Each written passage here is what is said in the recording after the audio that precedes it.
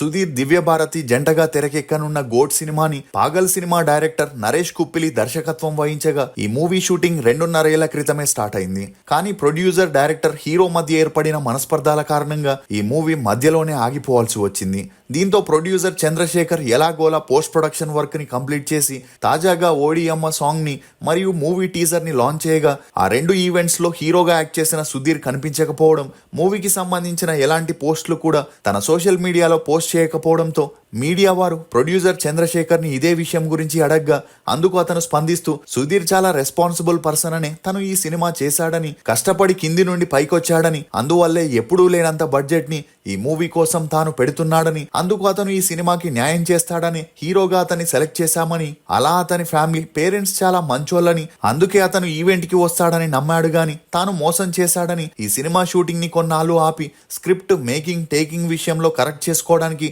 కాస్త టైం పట్టిందని, అంతేకాకుండా ఈ సినిమా విషయంలో ఫిలిం ఛాంబర్ లో ఇష్యూ నడుస్తుందని, దానిపై ఒక క్లారిటీ వచ్చేందుకే తను ఈ సినిమాని ఇన్ని రోజులు బయటికి తీసుకురాలేదని, ఇప్పుడు ఛాంబర్ డెసిషన్ కోసం వెయిట్ చేస్తున్నాడని, మరోవైపు సుధీర్ కి ఆ మూవీ డైరెక్టర్ తో కొంచెం ర్యాపో ఉంది కాబట్టి నిర్ణయం తీసుకోవడానికి అతనికి కాస్త టైం పడుతుంది అనుకుంటున్నాను గాని సుధీర్ ఒక బ్యాడ్ పర్సన్ కి సపోర్ట్ చేస్తూ తన విలువల్ని కోల్పోతున్నాడు అనుకోలేదని, గోడ్ మూవీని మొదట్లో డైరెక్ట్ చేసిన పర్సన్ రెస్పాన్సిబుల్ పర్సన్ కాదని, అతని బిహేవియర్ చాలా బ్యాడ్ అని, ముఖ్యంగా అమ్మాయిల విషయంలో హద్దులు మీరి మాట్లాడతాడని, అలా ఇటీవలే ఆ మూవీ హీరోయిన్ దివ్యభారతిని ఉద్దేశించి చిలక అని ట్వీట్ చేశాడని చెప్పుకొచ్చాడు.